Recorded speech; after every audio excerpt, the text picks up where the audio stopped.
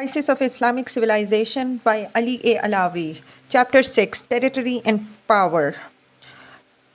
Global power and global concerns. The division of the world into major power centers which are challenged but not threatened by an array of single issue or dissident movements such as environmentalism or anti-globalization is likely to persist into the future. This is another challenge for an emergent Muslim global power. So far, it is unclear whether the pathway to global power and influence for medium-sized states, which is what most Muslim countries are, can be based on championing of these global issues.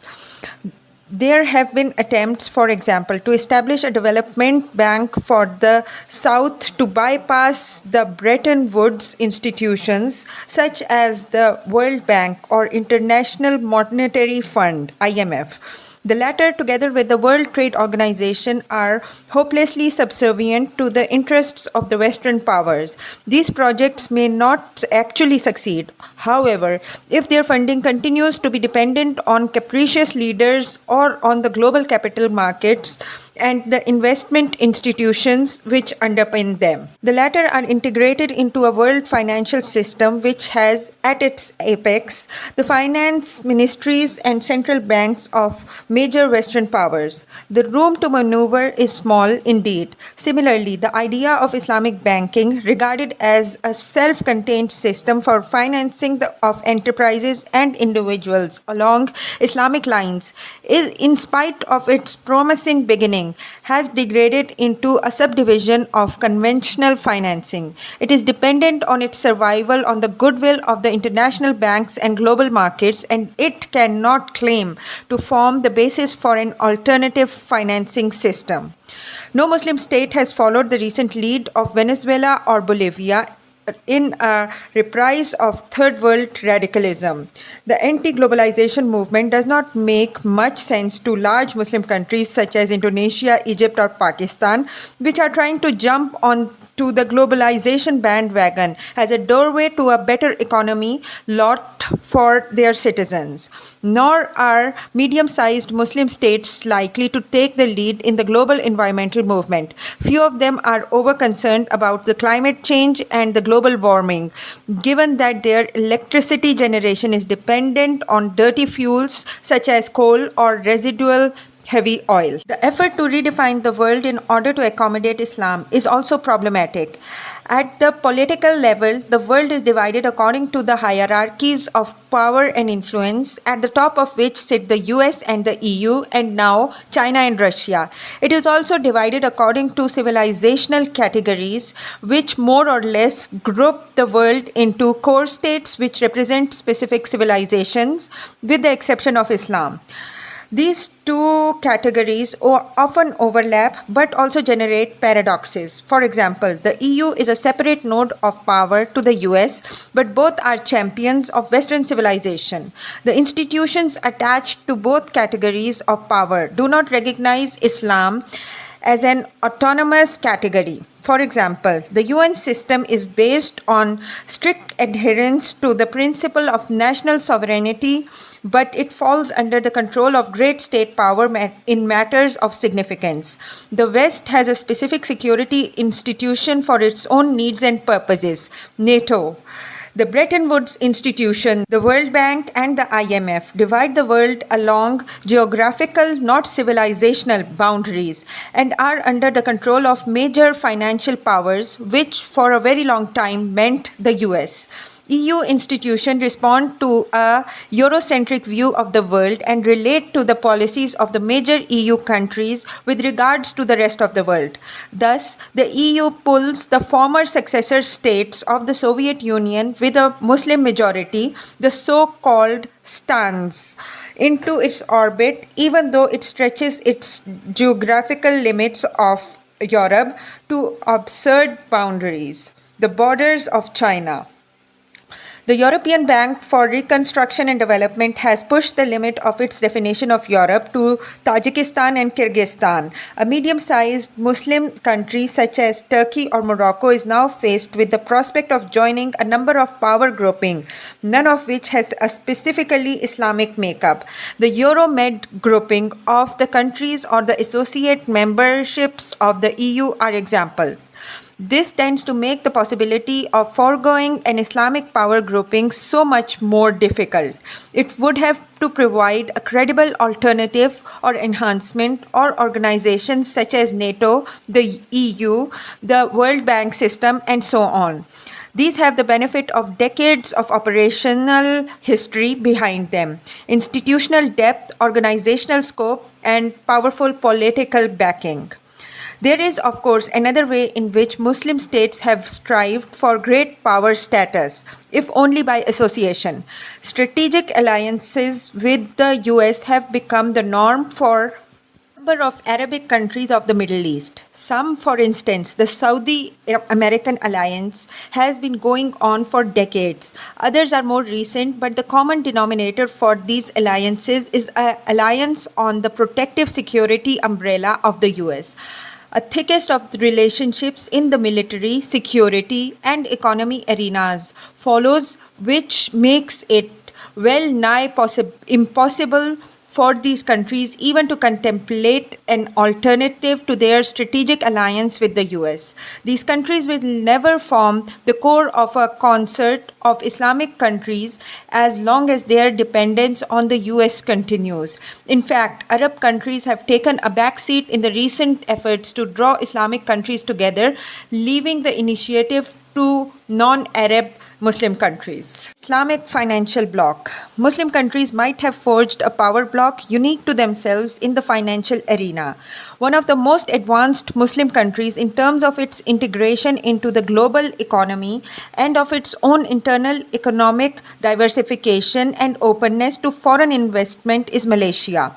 Under its formidable former Prime Minister Mahathir bin Mohamad, Malaysia raised the possibility of reforming its economy in ways which might well have led to the establishment of an Islamic power bloc.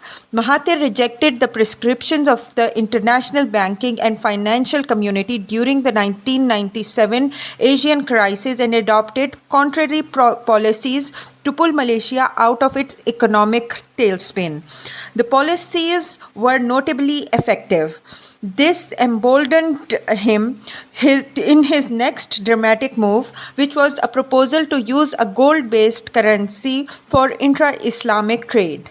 The significance of Mahathir's initiative and the panic-stricken response it engendered, especially from the technocracy of Malaysia and other Islamic countries, were directly related to the initiative's potential in creating an Islamic grouping outside the established international financial and banking system. Mahathir's proposal was coming not from some gold bug or monetary crank, but from the highly respected Prime Minister of a leading Muslim country.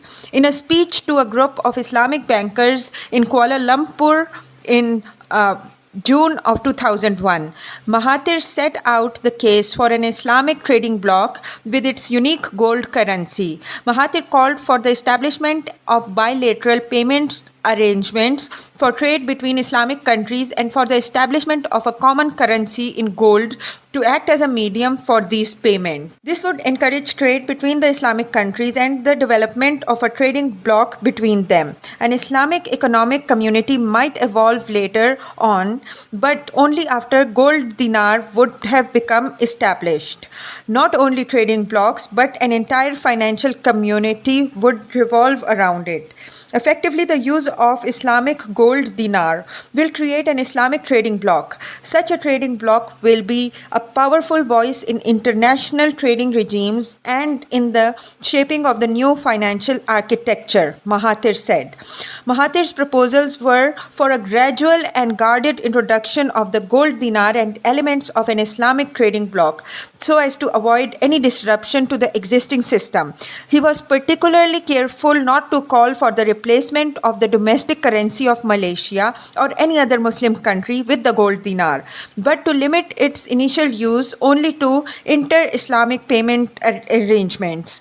Part of Mahathir's reason for exploring the evolution of a trading and financial bloc outside the control of the multilateral institutions was the bitter experience of Asian countries with the IMF's prescription for economic stabilization during the financial crisis of 1997.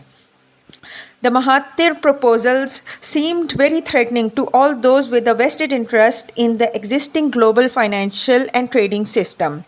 The hue and cry with which his proposals were met ranged from mocking and derogatory remarks to quite sabotage by central bankers and international finance officials. While Mahathir was at the apex of his power, the Malaysian establishment continued to go through the motions of supporting his proposals, but this support withered away and died after his departure from office. The proposals were received with no more than polite interest in other Islamic countries with some economic clout, notably in the oil-producing countries of the Gulf, but they were never taken very seriously by the major economic actors of the Islamic world, such as Saudi Arabia. The episode could be written off as the Quixotic pet scheme of an authoritarian figure whose time in power was coming to an end. Many people, in fact, did take this attitude and linked the proposal to Mahathir's other controversial comments, especially his attacks on the hedge fund and speculators as the principal causes of the Asian financial crisis of 1997. However, on closer examination, the drama of the rise and fall of gold dinar plan says a great deal about the weaknesses, dependency and the lack of confidence of most countries of the Islamic world in asserting their power on the world stage.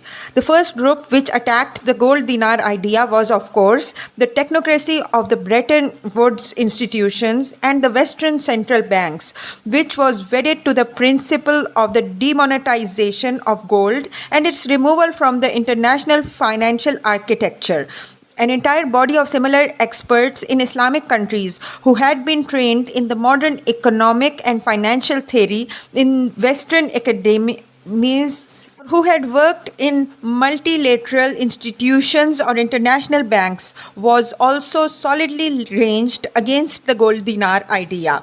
They stood foursquare against it, partly because it went against the conventional wisdom of the international financial community and partly because of their inability to conceive of any valid alternative to the existing economic and financial order, and one that could be better serve the interests of the Islamic world.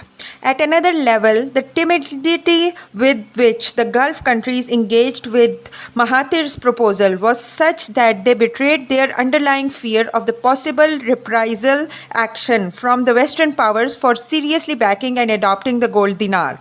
The opportunity was missed to create a significant trading and payments bloc, which might ameliorate that instability of financial markets, which nearly sank the Asian economies in 1997. Huge opportunity losses were incurred by the Islamic countries as the result of not accepting the idea of a gold-based payment system that would have been uniquely favorable for advancing the scope of trade and finance between them. In 2001, when Mahathir first made his proposals, the level of foreign exchange holdings of the Islamic world, mainly in the oil-producing countries, was probably in the vicinity of 800 billion, held mainly in US dollars.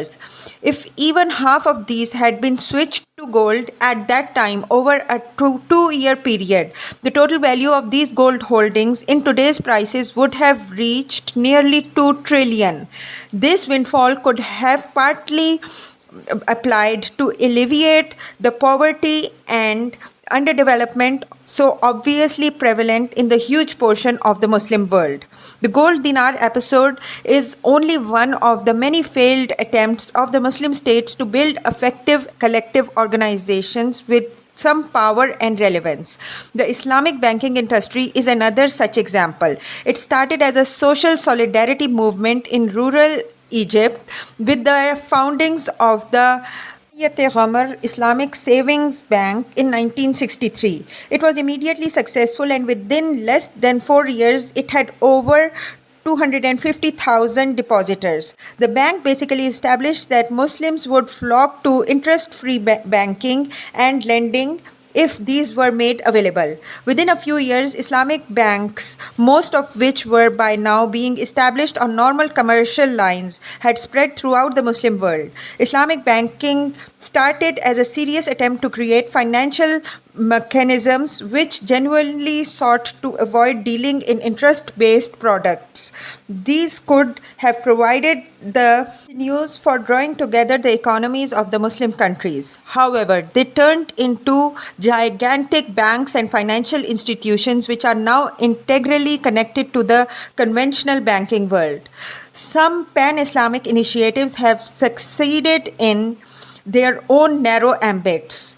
In particular, the cultural and economic institutions affiliated to the Organization of Islamic Conference, such as the Islamic Development Bank, but they have never achieved critical mass to act as significant counterweights or alternatives to the multilateral organizations.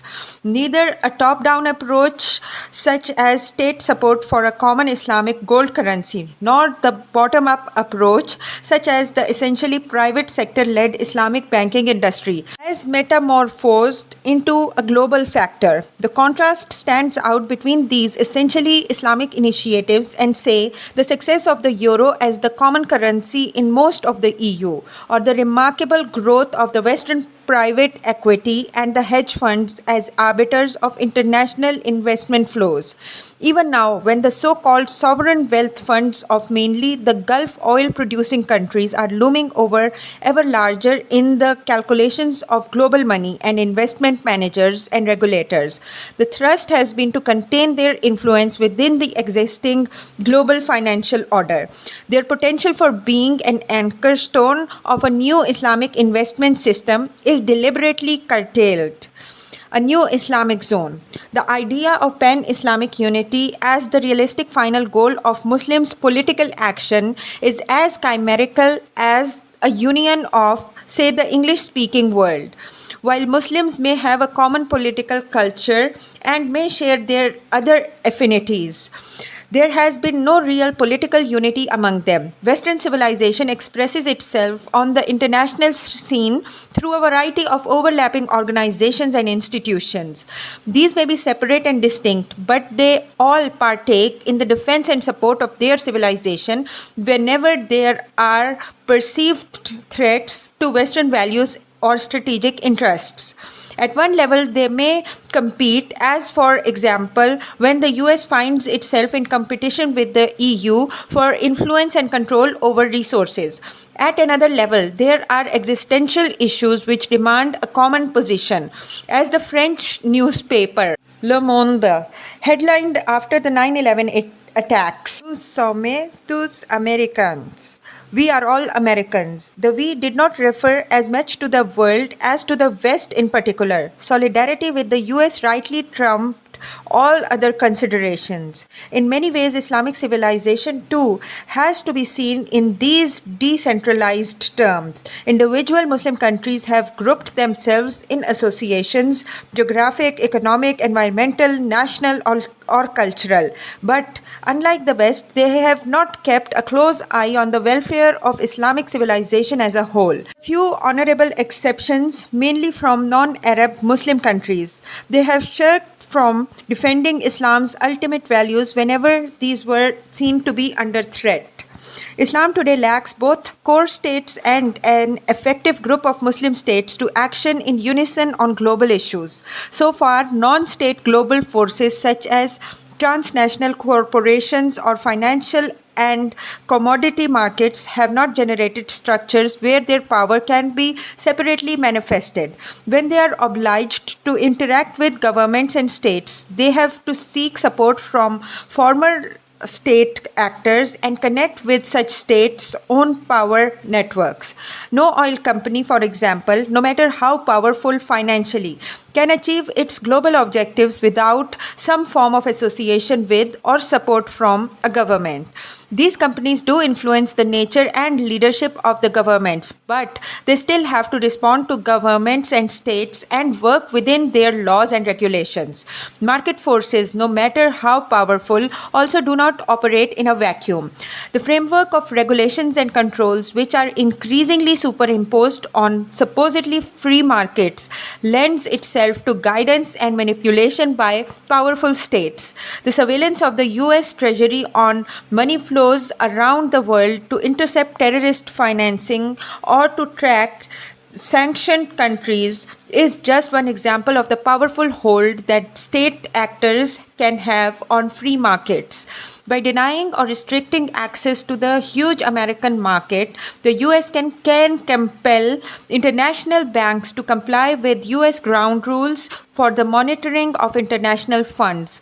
The EU, by acquiescing to these rules, can then make them globally applicable. Markets lose their autonomous power and become subservient to the interests of state actors. It will be a long time before non-state players will have the necessary power to act autonomously on the global stage without reference to the states and governments. Islam must somehow generate for itself, at least for the next few decades, a way in which its views and interests are recognized and respected on the global stage. Joining other world religions in matters of common interest is one obvious way, but there are only so many issues on which Islam can join hands with other religions. Nevertheless, common positions were developed by the Catholic Church and by a number of Islamic countries on gender issues, on sexuality, and on the reproductive rights of women at a number of UN conferences, notably the one in Beijing in 1995. Catholicism has a major advantage compared to the other world religions. As the political manifestation of its church, the Vatican State is internationally recognized as a state. The Catholic Church, therefore, sits at these world conclaves on a par with the world's nation states. Islamic sensibilities at the Beijing conference could only be manifested through positions taken by Iran, Pakistan, and Egypt. Nevertheless, the joint action between these two world religions changed the wording and the emphasis of the final statements of these conferences. Islam is unlikely to be recognized as a world power like the Catholic Church.